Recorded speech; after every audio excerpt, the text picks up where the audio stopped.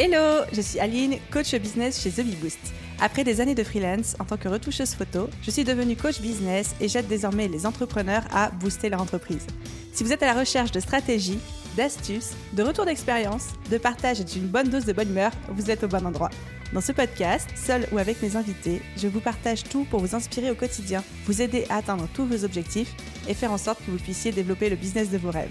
Alors, installez-vous confortablement et c'est parti pour l'épisode du jour. Hello à tous et bienvenue dans l'épisode 290 du podcast Je peux pas, j'ai business. Et aujourd'hui, j'ai un grand plaisir à vous enregistrer cet épisode puisque c'est un épisode tutoriel.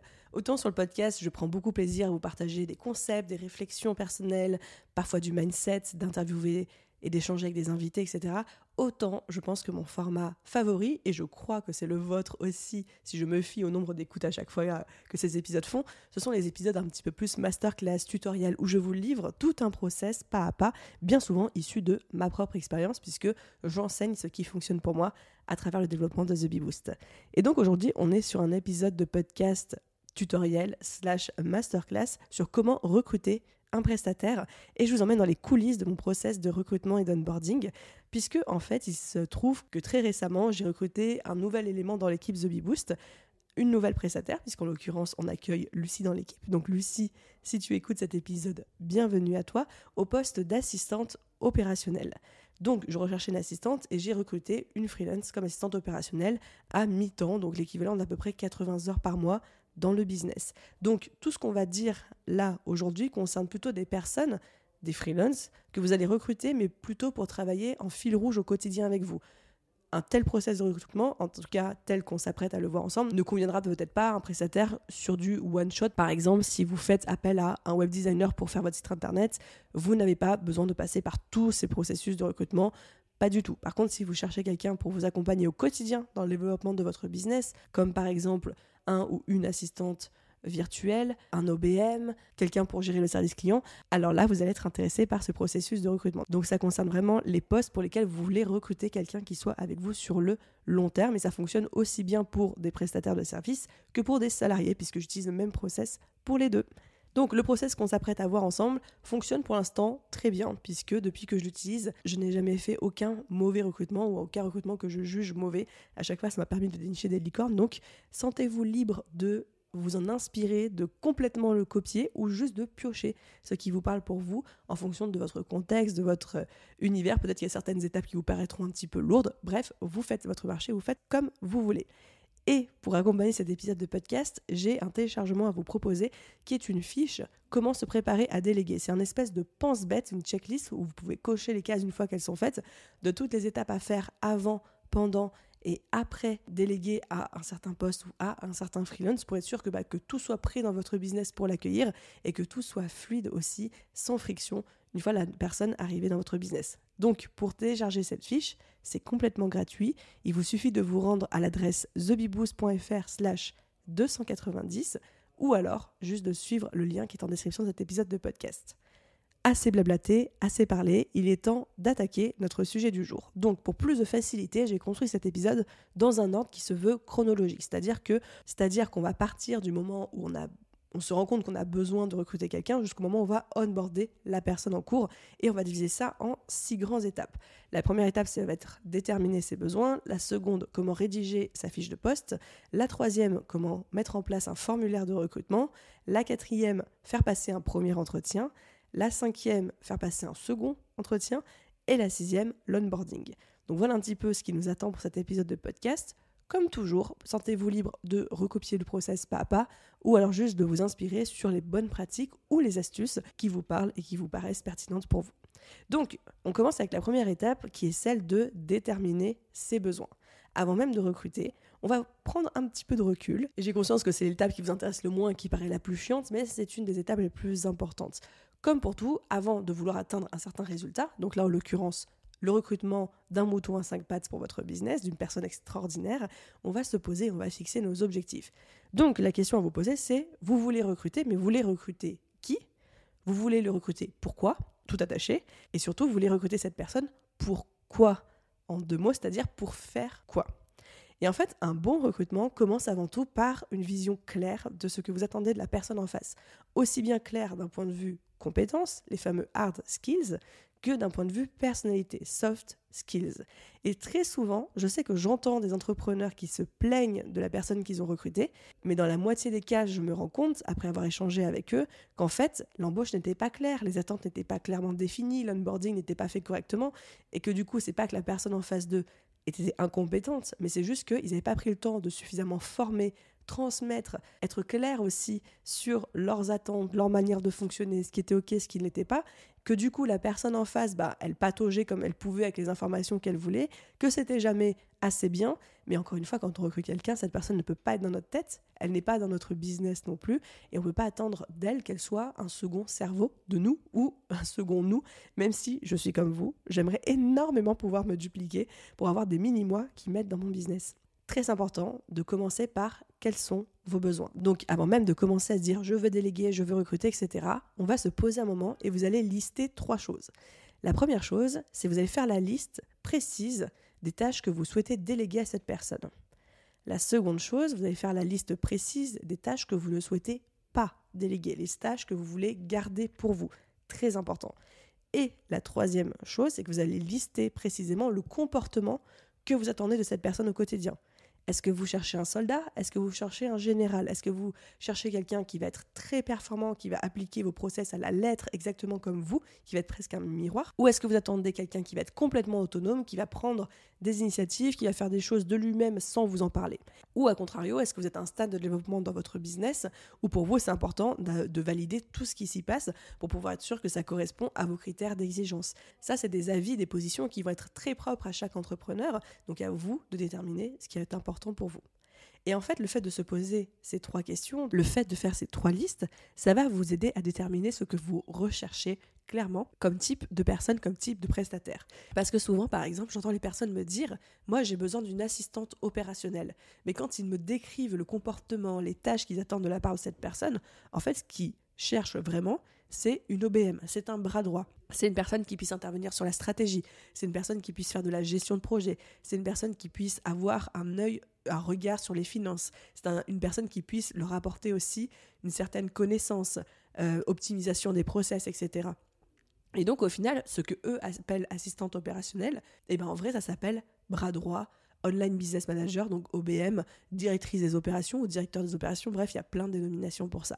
Et à contrario, parfois il y a des gens qui me disent « je veux une OBM, je veux un bras droit », mais quand ils me décrivent les tâches et le niveau de responsabilité qu'ils souhaitent donner à cette personne, en fait ce n'est ni plus ni moins qu'une très bonne ou un très bon assistant opérationnel.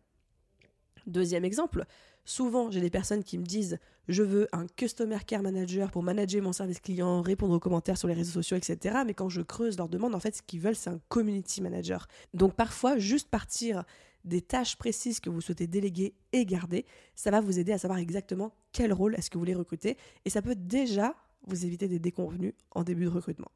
Donc ça c'était la première étape, déterminer ses besoins. Passons ensuite à la seconde étape. C'est rédiger la fiche de poste. À ce stade, quand vous avez déterminé vos besoins, vous êtes prêt à rédiger votre fiche de poste.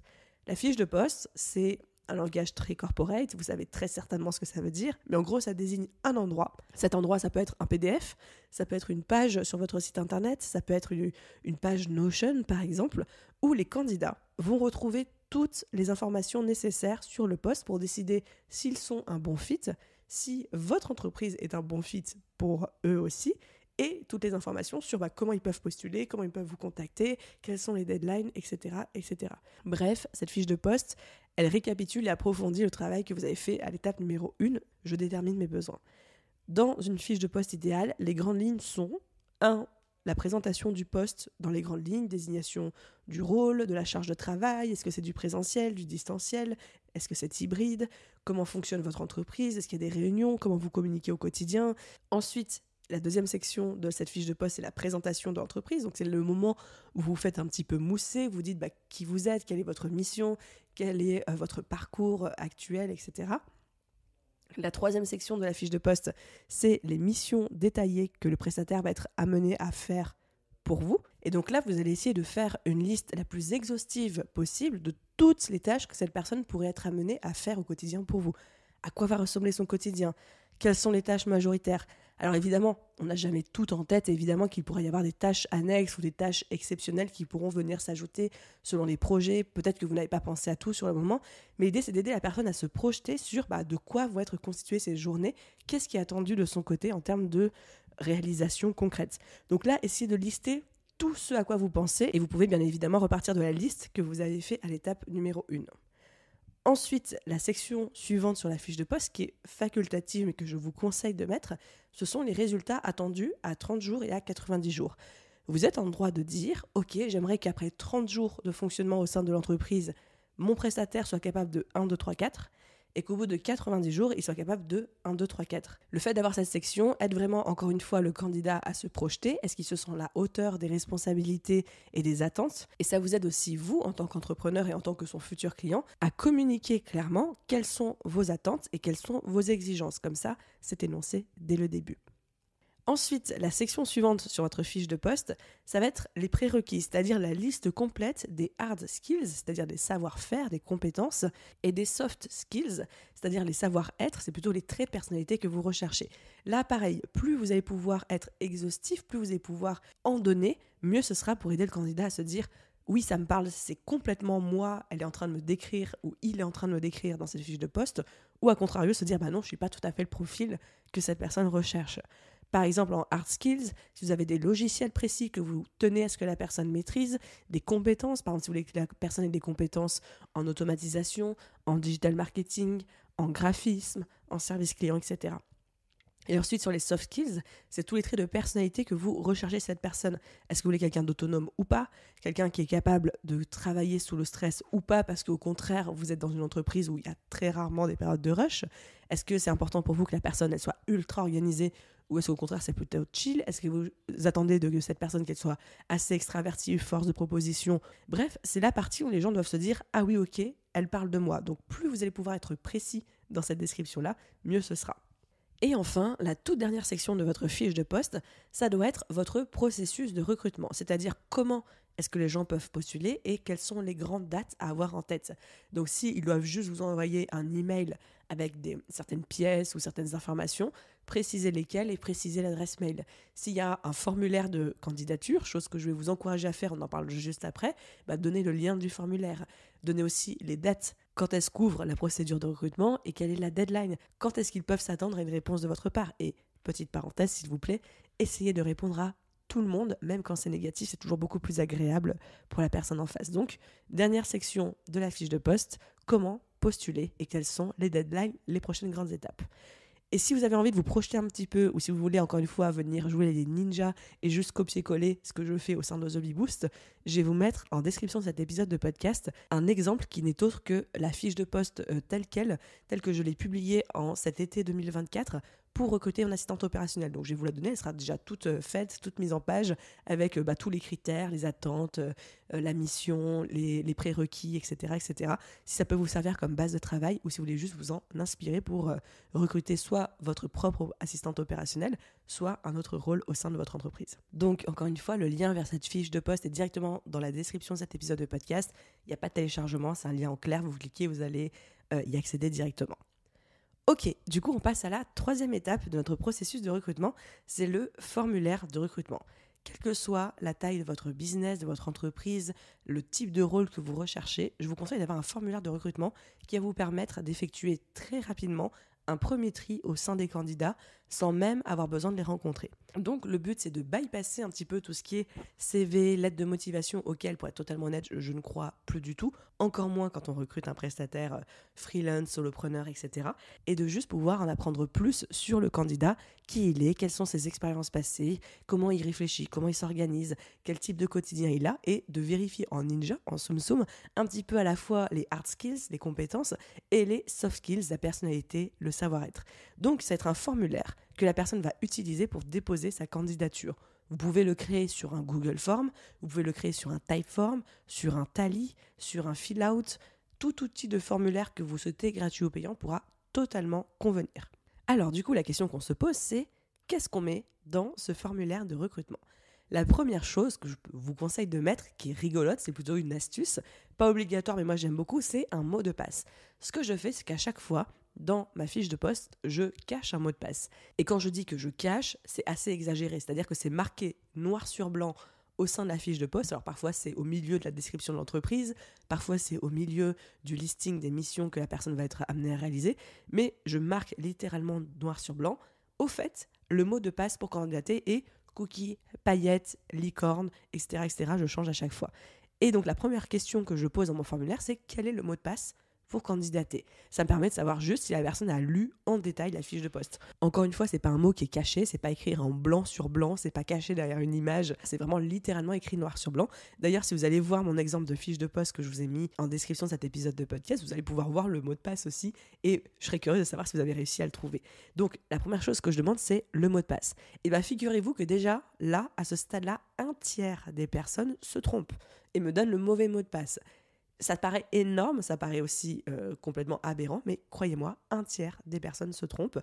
Et pour vous donner un ordre de grandeur, sur cette fameuse fiche de poste pour recruter mon assistante opérationnelle, on a reçu plus de 430 candidatures, donc sur plusieurs centaines de personnes. Il y en avait à peu près 120, 130 qui n'avaient pas le bon mot de passe, c'est-à-dire qui n'avaient pas correctement lu la fiche de poste. Et comme moi j'attends des personnes qui travaillent avec moi qu'elles soient un minimum rigoureuses et attentives aux détails, ça me permet de faire un premier gros tri assez radical, il faut l'avouer. Donc, la première information, mot de passe. Ensuite, je demande les informations standards importantes, c'est-à-dire nom, prénom, adresse email pour que je puisse recontacter la personne, etc., etc. Ensuite, je vais questionner sur les expériences passées. Quelles sont ses expériences passées? Quel est son parcours? En quoi est-ce que ces expériences lui font penser qu'elle est la bonne personne pour ce poste? Et ce que j'aime bien dans cette question, c'est qu'elle montre que je n'attends pas forcément que la personne ait une expérience passée dans le poste que je recherche spécifiquement.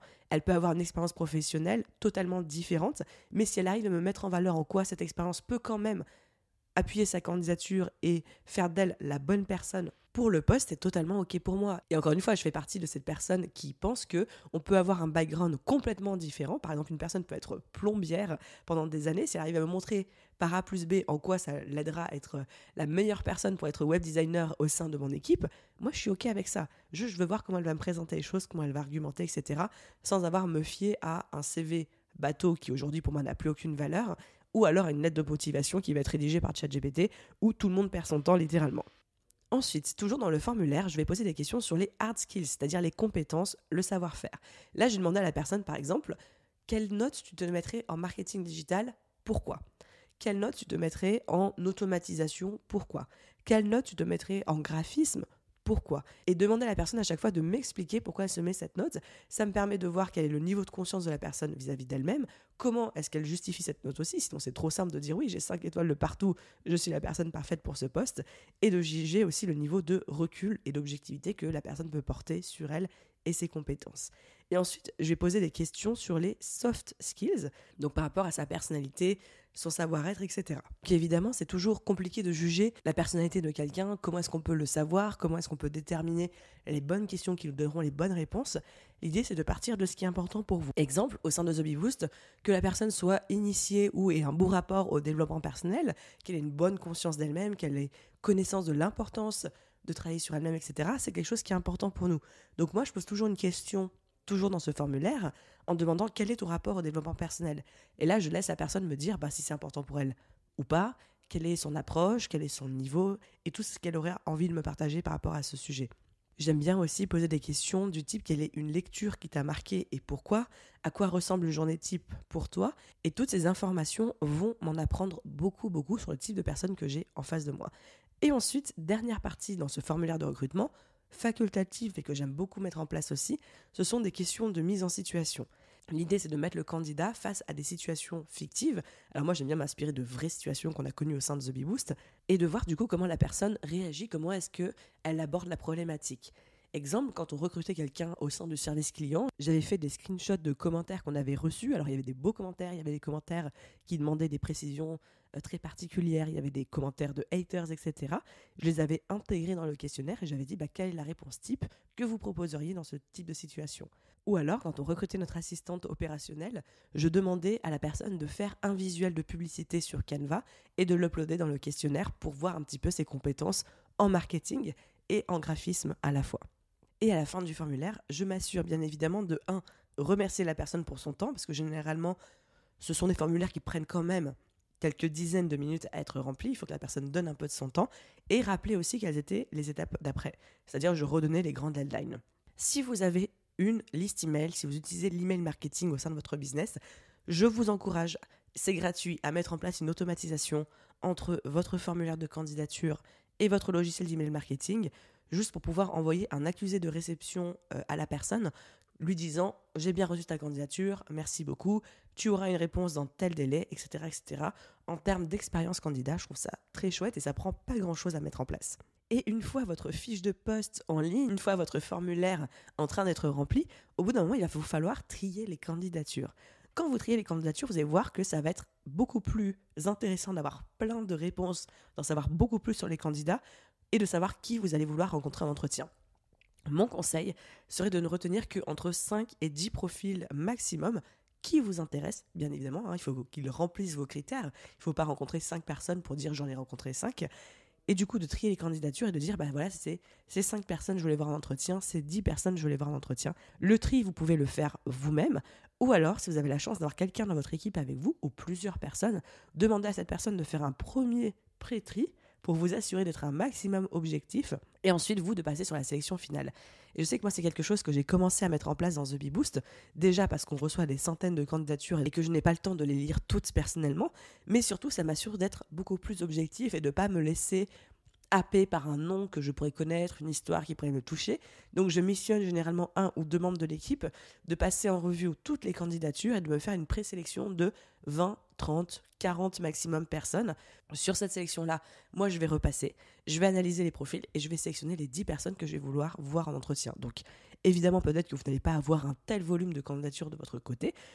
Je vous le souhaite ou je vous le souhaite pas, il y a des avantages et des inconvénients pour les deux. Mais dans tous les cas, choisissez des profils qui correspondent vraiment à votre recherche, en tout cas d'après leur réponse au formulaire, et ensuite contactez-les pour avoir un premier entretien. Quand vous faites ce tri, n'hésitez pas au fur et à mesure de votre lecture, de la découverte des candidatures, à noter vos ressentis, vos impressions, les questions qui pourraient vous venir en tête aussi, parce que tout ça, vous allez pouvoir vous en resservir pour la prochaine étape qui est les entretiens, en tout cas les premiers entretiens.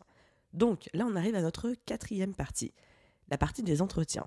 L'idée pour vous, c'est de rencontrer entre 5 et 10 candidats maximum pour 30 minutes de visio. Comment se déroulent ces entretiens ? C'est à vous de le mener, à vous de prendre le lead. L'idée, c'est de représenter de nouveau le poste, votre entreprise, vos attentes, les objectifs, etc. Parce que peut-être que la personne elle a postulé pour d'autres postes, qu'elle n'aura plus tous les détails en tête, ou peut-être qu'il y a certaines informations qui ont besoin d'être rafraîchies dans sa tête. Et ensuite, vous allez pouvoir approfondir les réponses au formulaire. S'il y a des choses que vous auriez aimé exprimer, des questions que vous avez par rapport à certaines réponses, vous voulez plus de détails, etc. Moi, j'aime bien aussi, pendant les entretiens, redemander validation des compétences les plus importantes pour moi. Pour vous donner une petite anecdote, ce qui s'est passé pendant justement ce dernier recrutement d'assistante opérationnelle, je recherche quelqu'un qui a l'expérience de monter des épisodes de podcast parce que je souhaite internaliser les montages des épisodes de podcast de Je peux pas, j'ai business. Donc évidemment, dans le formulaire de candidature, je demande à la personne est-ce qu'elle a déjà monté les podcasts et est-ce qu'elle connaît le logiciel de montage Audition, qui est celui que moi j'utilise et sur lequel je préenregistre toutes mes pistes. Donc d'avoir quelqu'un qui peut prendre le relais sur ma surface d'enregistrement pour directement faire le montage, c'est quand même beaucoup plus cool que de devoir switcher dans un autre logiciel. Donc toutes les personnes que j'ai rencontrées en entretien connaissaient le montage de podcast. Certains connaissaient Audition, d'autres me disaient qu'ils étaient prêts à apprendre. Mais en fait, en posant la question, des fois, j'ai des surprises. Par exemple, toujours sur ce dernier recrutement, j'avais une personne qui m'avait dit dans son formulaire de recrutement « Je sais monter un podcast et je sais utiliser Audition ». Et en fait, quand en entretien, je lui ai redemandé du coup « Tu sais monter des podcasts, tu sais utiliser Audition », cette personne m'a regardé, m'a dit « Non, je n'ai jamais touché Audition de ma vie ». Alors, je ne sais pas où se situe la marge d'erreur là-dedans, mais pour moi, ça a été un red flag direct. Si j'ai des informations qui ne sont pas cohérentes entre ce qu'on me dit dans un formulaire de candidature et ce qu'on me redit dans les yeux une fois en entretien, du coup, c'est toujours bien d'utiliser ce moment pour pouvoir revalider les compétences, savoir-être et savoir-faire qui sont les plus importants pour vous. Ensuite, j'aime bien redonner quelques mises en situation à l'oral, encore une fois, juste pour voir comment la personne réagit à chaud devant une situation donnée. Et à la fin de l'entretien, je prends toujours un moment pour demander à la personne si elle a des questions et y répondre. Et j'aime beaucoup demander au candidat « Est-ce que tu as des questions pour moi ?» parce que ça me permet tout de suite de voir quelles sont les personnes qui se sont préparées pour cet entretien, des personnes qui vont faire preuve de curiosité, que ce soit par rapport au poste ou même de manière plus globale, par rapport à l'équipe, par rapport aux valeurs de l'entreprise, par rapport à l'actualité de l'entreprise, etc. Et les personnes qui vont me dire, et il y en a toujours aussi, « Oh bah non, tout était très clair, du coup, j'ai pas de questions. » Point. Et ce qui là, pour moi, évidemment, c'est jamais rédhibitoire, mais ça marque quand même un certain manque de proactivité dans ceci est un échange, c'est pas juste un entretien où je pose des questions et tu réponds, et la personne montre qu'elle s'est préparée aussi à cet échange-là. Et ensuite, à la toute fin de l'entretien, je redonne pour mémoire les grandes étapes, c'est-à-dire que je dis voilà, tu auras une réponse de ma part dans telle deadline, à telle date, ce sera par email, si tu as des questions entre-temps, n'hésite pas à me les poser, etc., etc. Une fois ces entretiens terminés, vous allez avoir 2 choix. Le premier choix, c'est ok, vous avez trouvé votre perle rare, vous avez trouvé le profil parfait, vous savez sans l'ombre d'aucun doute qui est la personne que vous voulez embaucher, qui est le prestataire avec lequel vous voulez travailler, auquel cas, allez-y, et ça va être rendez-vous à l'étape numéro 6. Mais si à un moment vous hésitez un petit peu, vous avez peut-être 2 ou 3 profils qui sont sortis du lot, mais vous n'êtes pas sûr, chacun ses avantages, chacun ses inconvénients aussi, et vous vous dites oh là là, j'aimerais tellement que on puisse les fusionner entre eux, ça donnerait vraiment la personne parfaite. Là, je vais vous suggérer une 5e étape dans votre process de recrutement. Cette 5e étape, ce sont les speed recruiting, comme speed dating un petit peu, qui sont en fait des seconds entretiens. Ça va vous aider à départager si vous hésitez entre 2 ou 3 personnes. Encore une fois, à la base, c'est quelque chose de facultatif, mais j'avoue que moi-même, je le fais quasiment systématiquement parce que ça me donne une autre vision d'un candidat sur lequel je peux hésiter. Ça me donne aussi la possibilité d'en découvrir plus sur la personne. Donc, le concept du speed recruiting, c'est comme un peu du speed dating. On va se revoir avec le candidat pour peut-être 15-20 minutes maximum, pendant lesquelles je vais lui poser plein de questions presque en mode portrait chinois, donc des questions très de surface du type quel serait le team building parfait pour toi ? Est-ce que tu es plutôt mer ou montagne ? Quelle est une chose que tu détestes tellement faire que tu préférerais payer quelqu'un pour le faire pour toi ? D'ailleurs, petite anecdote à ce sujet, je sais que moi, personnellement, Aline, je déteste étendre le linge mouillé. Avoir la sensation du linge humide sur mes mains, devoir l'étendre, etc., franchement, je déteste. Et en fait, quand j'ai recruté Lou, donc qui aujourd'hui dirige le service client chez The Bee Boost, et bien cette question-là en speed recruiting, elle a répondu étendre le linge mouillé. Et ça a été, je ne veux pas dire l'élément déclencheur qui a fait que je l'ai choisi elle, ce serait réducteur quant à ses capacités, mais ça a été de mon côté un élément de confirmation et un élément de création de liens supplémentaires et ça m'a fait bien rigoler. Donc l'objectif de ce second entretien, c'est de faire sortir le candidat de sa zone de confort, d'avoir l'occasion et l'opportunité aussi de le découvrir sous un nouvel angle et de le mettre dans une situation où il ne peut pas arriver avec des réponses toutes faites, etc. Parce qu'en fait, il n'y a pas de bonne ou de mauvaise réponse à ces questions. Il va être obligé d'être authentique, d'être lui-même. Et donc, c'est encore une fois, un niveau de lecture supplémentaire sur la personne que vous avez en face de vous. Et si vous avez déjà une équipe plus ou moins complète, avec peut-être 2 ou 3 personnes qui travaillent avec vous au quotidien, vous pouvez les convier aussi à ces speed recruiting, tout simplement pour pouvoir aussi voir si ça match en termes d'énergie avec le reste de l'équipe, si les personnalités ont l'air de bien fonctionner entre elles. Donc encore une fois, quand on recrute quelqu'un, on recrute des compétences, on recrute une personnalité, mais on recrute aussi un élément supplémentaire qu'on fait rentrer dans l'écosystème de notre entreprise, et donc on attend de cet élément qu'il s'intègre parfaitement. Et ces speed recruiting peuvent être aussi l'occasion de voir est-ce que ça match avec le reste de votre équipe, est-ce que ça match avec votre écosystème. Et ensuite, on arrive à la 6e étape de notre process de recrutement qui est l'onboarding, que vous fassiez ou pas, d'ailleurs l'étape des seconds entretiens. L'onboarding, c'est quoi ? Ce sont les premiers moments, ça peut être quelques jours ou quelques semaines, du candidat au sein de votre business. Et c'est une étape qui est extrêmement, extrêmement importante parce que vous connaissez votre business par cœur, vous connaissez vos attentes, votre niveau d'exigence par cœur, mais la personne en face, c'est-à-dire la personne que vous venez de recruter, non. Et c'est une erreur que je vois aussi énormément commise par beaucoup d'entrepreneurs qui pensent que j'onboard la personne qui a les compétences dont j'ai besoin et magiquement elle va tout régler dans mon business sans que je sois obligé de la former à mes process, à mes attentes, à mes habitudes, à ma manière de faire, au logiciel que j'utilise, etc. Et souvent c'est une partie qui est un petit peu frustrante parce qu'on a l'impression de perdre du temps parce qu'au début il faut être énormément présent pour la personne, il faut lui montrer le business, lui apprendre les outils qu'on utilise, lui montrer et lui indiquer nos attentes. Là où on aimerait bien dire à quelqu'un parfois juste « Ok, c'est toi que je choisis » et que la personne prenne le lead et découvre tout, fasse tout d'elle-même. Ça, sauf de rares exceptions, malheureusement, c'est pas comme ça que ça se passe. Encore une fois, vous êtes l'expert de votre business, c'est vous qui avez tous les process, qui avez toutes les attentes, les manières de faire en tête et donc c'est à vous de former et de montrer à la personne comment ça se passe chez vous. Donc, l'étape de l'onboarding, moi je la divise en 2 étapes. La première, c'est l'onboarding administratif et ensuite, c'est l'onboarding opérationnel. Dans l'onboarding administratif, c'est la partie un peu relou, mais la partie la plus simple, c'est là où vous faites signer les contrats. Contrats, devis. Si vous souhaitez faire signer des accords de confidentialité, chose que je vous recommande vivement, c'est le moment où vous allez faire signer tous les documents nécessaires. Et une fois que ça c'est fait, vous pouvez passer à l'onboarding opérationnel.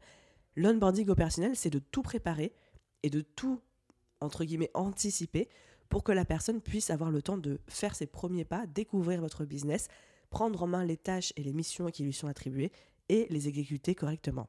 Donc, dans cet onboarding opérationnel, j'inclus une liste exhaustive des tâches à réaliser avec, si possible, les process pour chacune d'entre elles, c'est-à-dire la liste des étapes ou une vidéo où vous vous filmez en train de faire la tâche pour que la personne puisse reprendre votre manière de faire, les accès à tous les outils que la personne va pouvoir potentiellement ou devoir potentiellement utiliser, le fait d'être disponible aussi pour répondre aux questions, le fait d'organiser un premier appel d'onboarding, vous allez montrer un peu comment vous organisez potentiellement votre drive, où sont rangées les choses, quels sont les logiciels, les méthodologies que vous utilisez, etc., etc. Présenter le reste de l'équipe si c'est nécessaire, si vous avez une autre équipe. Bref, onboarder un prestataire, c'est un petit peu comme avoir un invité chez soi. On va lui faire le tour de la maison, on va lui montrer, on va lui dire quelles pièces sont à sa disposition ou alors quelles pièces sont au contraire réservées pour vous, où sont rangées les choses dont il pourrait avoir besoin, des serviettes, des produits de soins, etc. Qu'est-ce qui est OK, qu'est-ce qui ne l'est pas, quelles sont les règles de fonctionnement de la maison. Eh bien, c'est exactement pareil avec votre business. Et donc là, pour cette étape d'onboarding opérationnel, je vous invite pareil à préparer un minimum l'arrivée de votre prestataire. Ça peut être avoir une page sur votre site, un espace Notion, un dossier dans votre Drive, où vous allez pouvoir centraliser toutes les informations. Souvenez-vous que votre business, encore une fois, vous le connaissez par cœur, vous l'avez créé, vous l'avez monté, un dossier à la fois, un drive à la fois, un contenu à la fois peut-être, mais en fait la personne elle débarque et elle ne connaît rien, donc ce qui pour vous est évident et relève du bon sens parce que c'est votre manière de réfléchir et c'est ce que vous faites depuis le début, pour une autre personne c'est une totale découverte. Et donc plus vous allez pouvoir préparer votre onboarding et plus vous allez pouvoir y passer du temps, plus vous allez pouvoir vous assurer que la collaboration se passera bien, que la personne se sentira accueillie dans votre business et lui donner envie de rester. Donc voilà les amis, j'ai fait un énorme tour de mon processus de recrutement pas à pas, celui que j'utilise à la fois pour recruter un prestataire ou alors même recruter un salarié. J'espère que ça vous aura plu, que vous aimeriez copier pas à pas ce process ou bien juste vous inspirer de 2 ou 3 petites techniques, astuces comme les speed recruiting ou alors la technique de mettre un mot de passe dans la fiche de poste. Sentez-vous libre de faire comme c'est bien pour vous. Et encore une fois, si le podcast vous plaît, si cet épisode vous a plu, n'oubliez pas de mettre une note et un commentaire sur la plateforme d'écoute de votre choix. C'est vraiment ça qui aide le podcast à se faire connaître. Je les lis tous et je vous remercie à chaque fois pour ça. Et à vous tous, je vous souhaite une merveilleuse journée, soirée, après-midi, nuit, où que vous soyez. Et je vous dis à très vite dans un prochain épisode. Bye tout le monde!